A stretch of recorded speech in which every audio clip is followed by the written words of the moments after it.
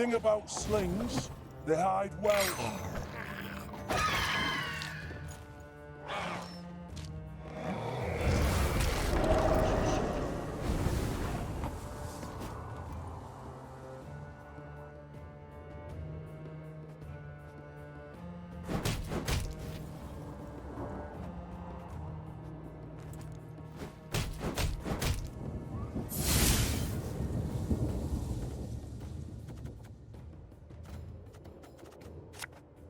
Hey?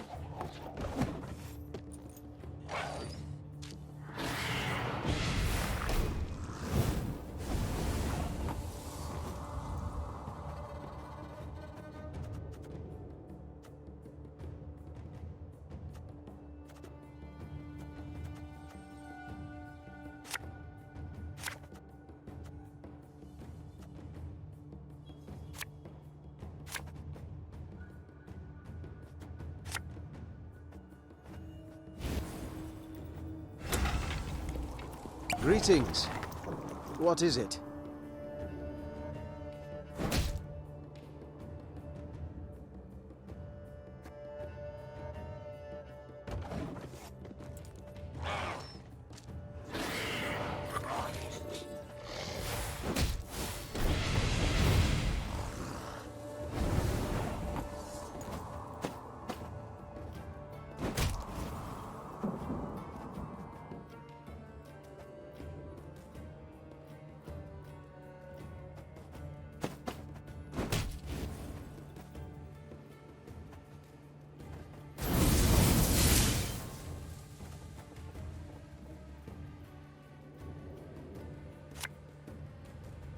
Ever have a stone knock out one of your teeth?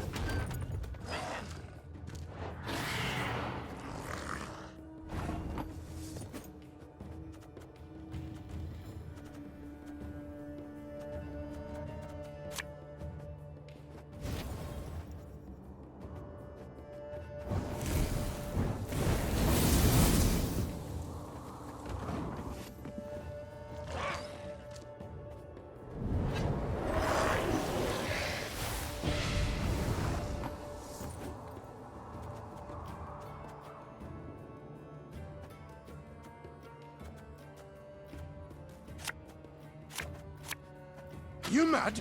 Don't shake that!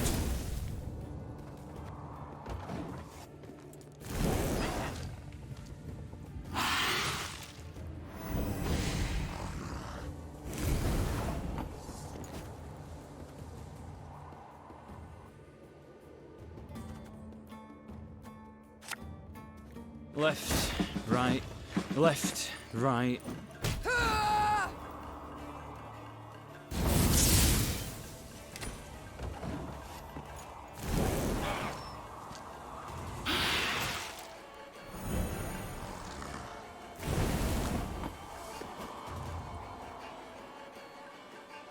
No time for that!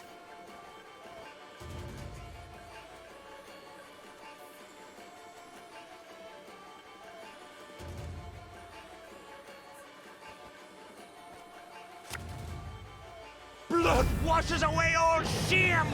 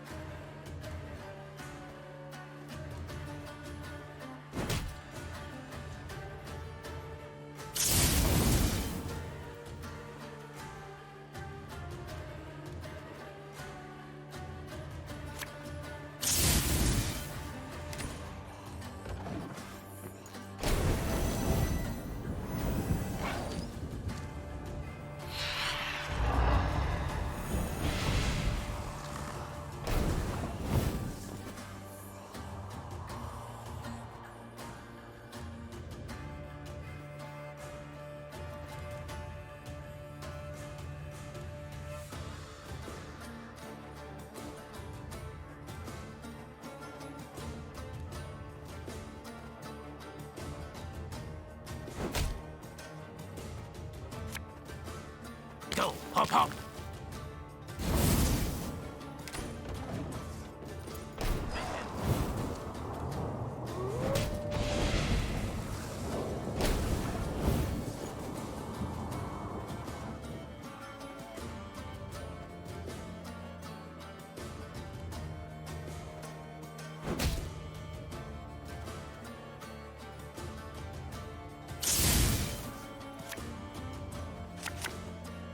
When will you ever learn?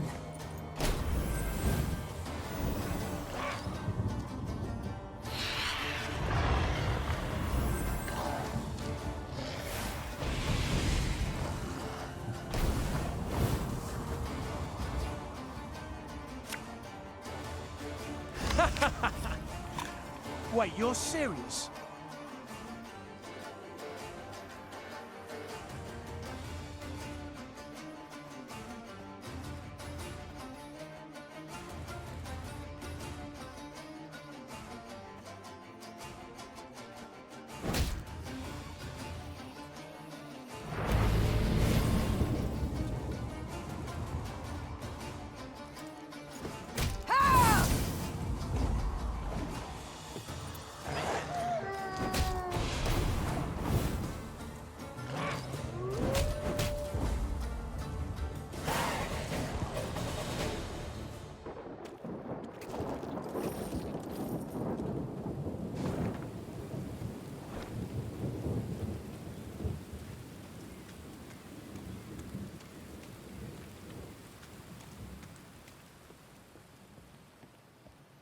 While accustomed to life mid swamp monsters and black magic, Angren's denizens never dared enter Ysgith.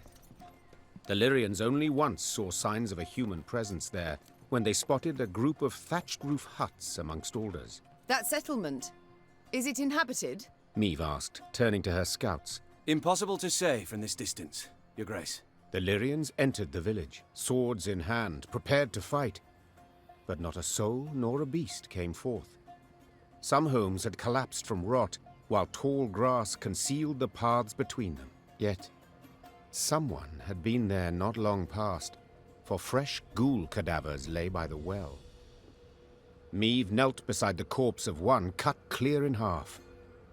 The beast's killer had been exceptionally strong, and wielded a razor-sharp sword. More likely to come around. Meve leapt to her feet. A man in thick leather armor had emerged from one of the huts. Transfixed by his cat eyes, the Queen nonetheless sensed he was rather badly hurt. Were that true, my scouts would have blown their horns. The man pulled out a pendant shaped like a bear's head. It hummed and twitched as if striving to free itself of its chain. Far as monsters go, He said, lips curling into an unpleasant smile. Witchers aren't usually wrong. A moment later, a scream pierced the air. Quickly, instinctively, Meve drew her sword and lunged forth.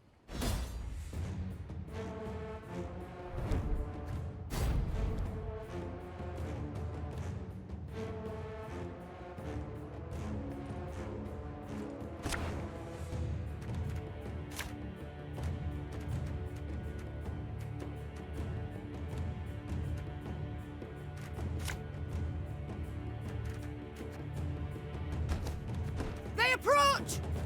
Seems you were right.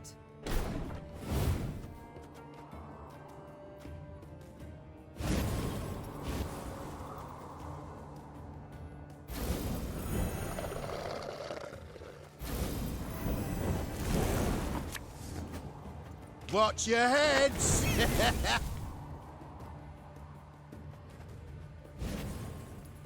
This harvest, we'll be reaping black-clad heads.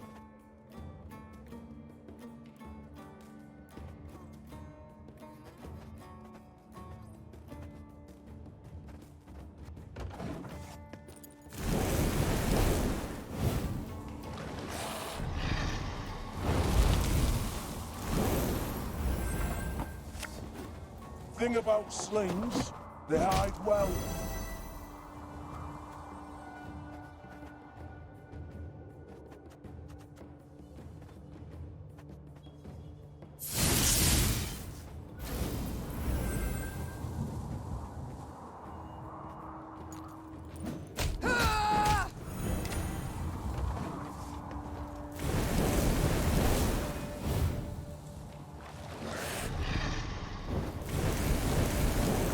feel a strong magic here, my lady. Something controls these creatures. My scars? No, they don't hurt.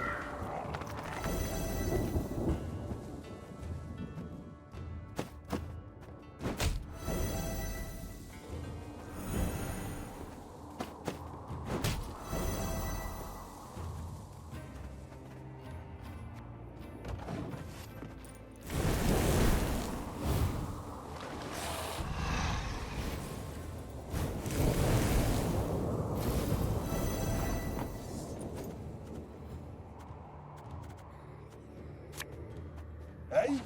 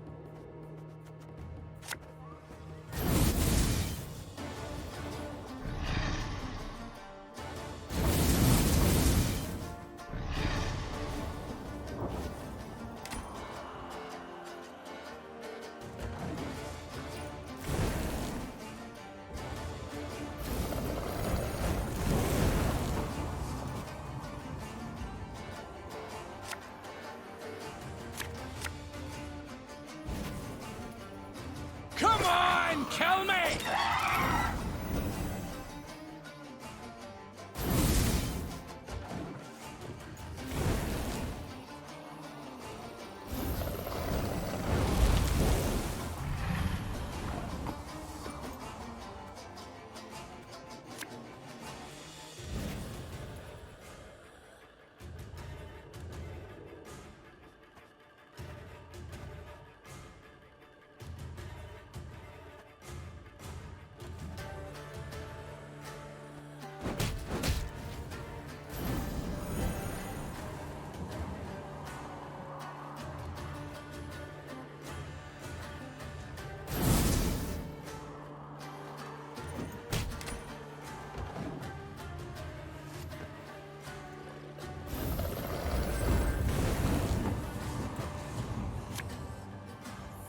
And just when you thought things were about to get dull.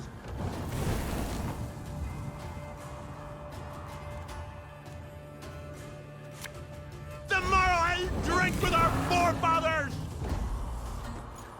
That'll be the last of them. Should be quiet for a bit.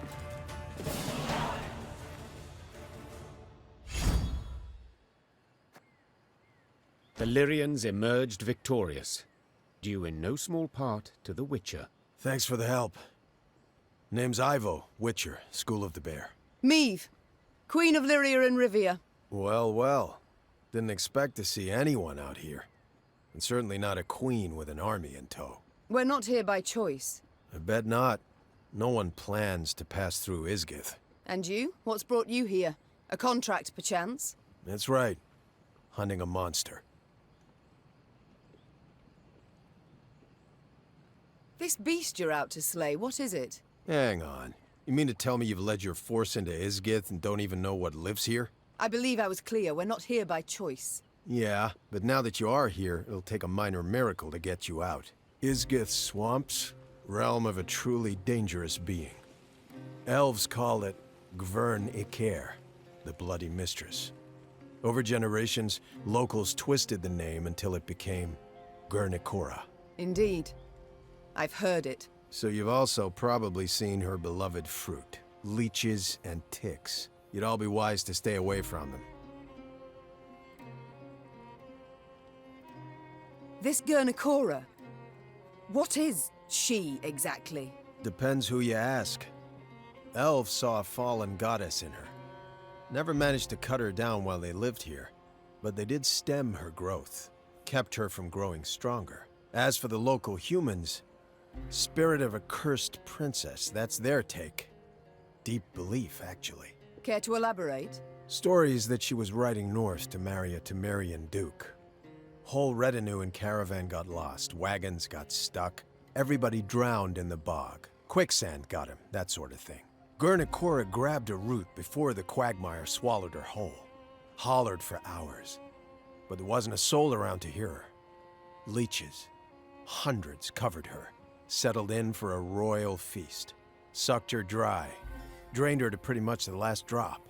Fear and revulsion so completely overcame her spirit, she couldn't pass into the afterlife.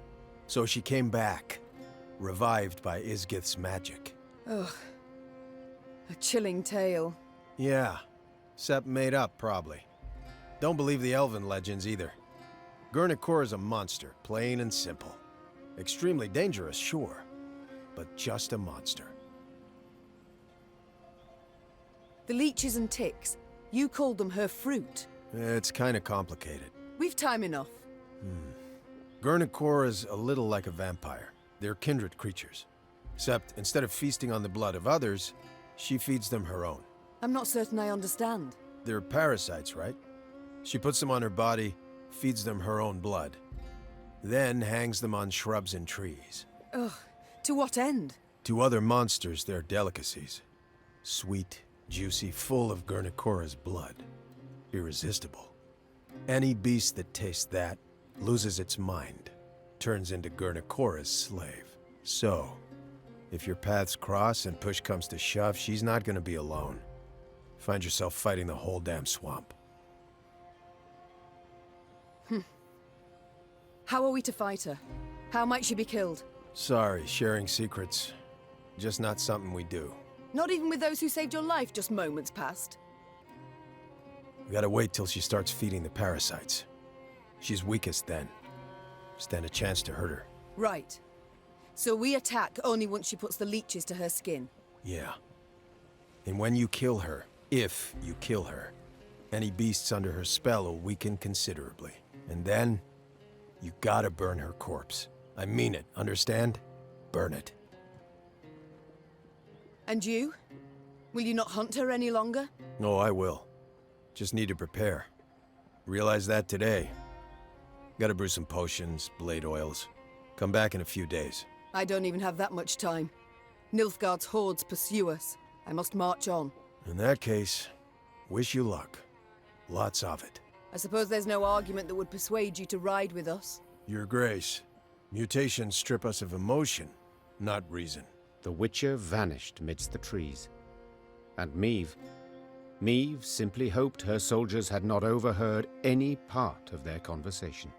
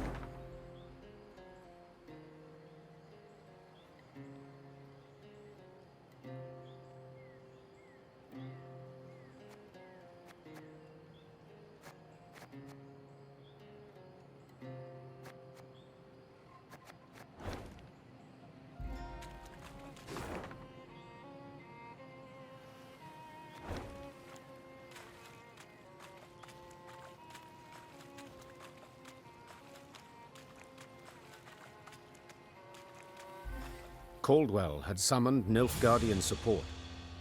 Meve assumed they were not far behind. Yet in the unforgiving terrain, a full Nilfgaardian division could not hope to close the gap. Small detachments, however, light cavalry or footmen, could very well do just that. So when black-clad men emerged from the mist, the Queen was not surprised. She ordered her troops to fall in, form up, and brace to defend the line. Yet the attack never came. The invaders stood silent, motionless. And Meve got a closer look. They were slouched, ashen-faced, unsure of step, and covered in sores. Ysgith had treated them as cruelly as any. Teetering in his saddle, the commander broke formation. He rode forth and addressed the Queen in fluent common tongue. Half my men are wounded, the others sick. Your force does not fare much better. True. Yet we outnumber you soundly. Indeed. If it comes to combat, you are certain to win. But in this damn swamp, all wounds fester. Flesh is quick to rot. You will lose many more apart from those who fall. What do you mean, precisely? Asked the Queen, her eyes narrowing, her head tilted to the side. We should part ways in peace. There's a war on, there'll be another chance to fight. Perhaps even face one another. But not here. And not like this. Suddenly unsure, the Queen weighed the officer's words. Their logic was sound, though they could also prove a ruse. Your Grace, Xavier's voice came from behind Meve's back. we can't let them pass. They've done only harm, and they'll not stop and go home.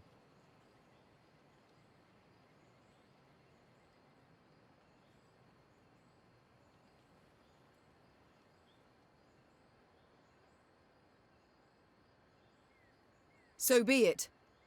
I accept. Meve answered after thinking a while. We shall cross swords some other day, beneath a clear sky, on solid ground. I will hold you to your word, Majesty. Replied the Nilfgaardian, then raised his arm in salute. The retreating Imperials marched past the Lyrians.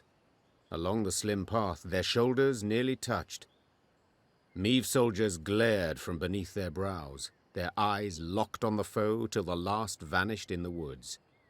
Then, collectively, they let out a sigh of relief.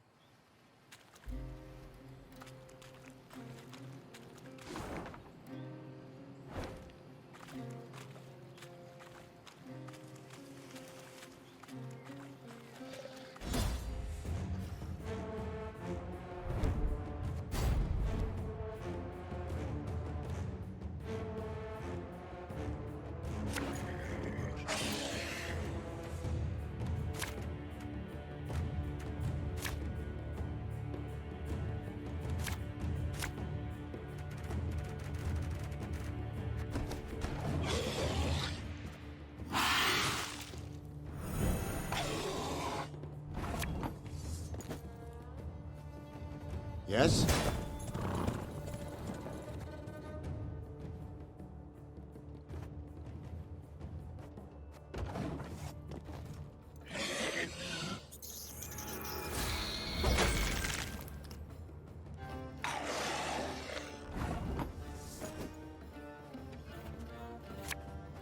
Ever have a storm knock out one of your teeth?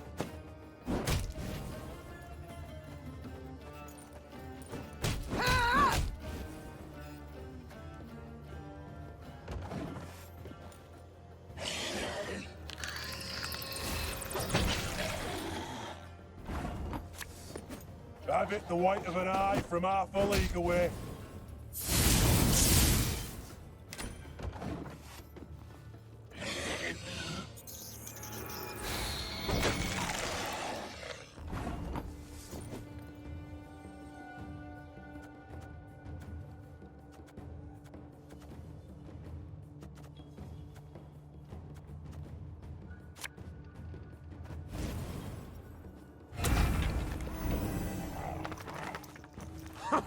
Think I have a beard!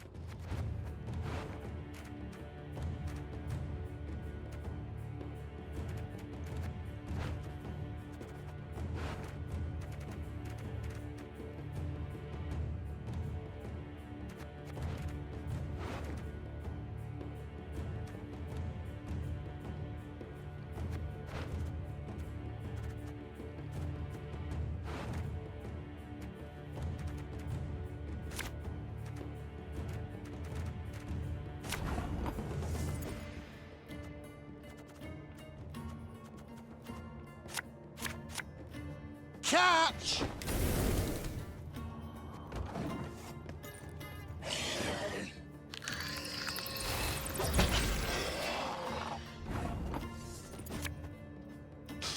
I smell a leak.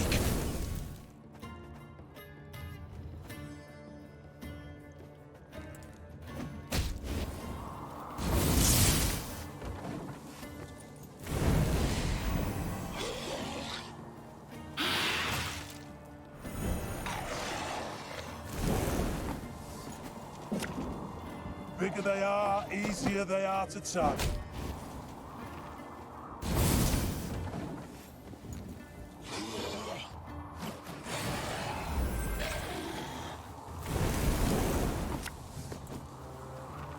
Is today the day?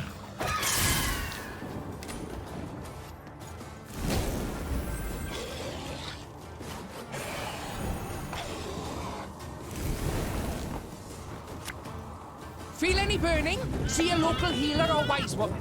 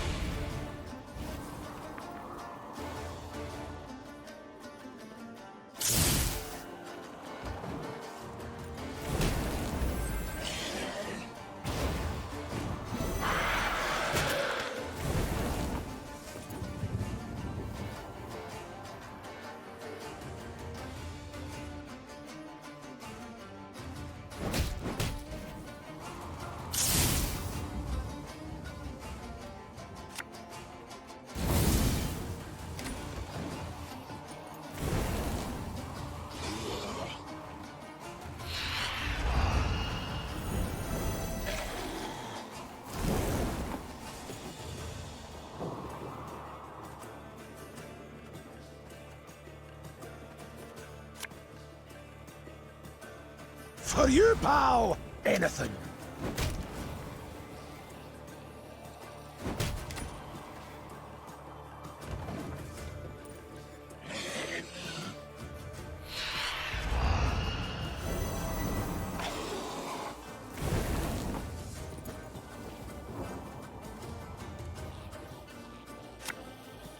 When will you ever learn?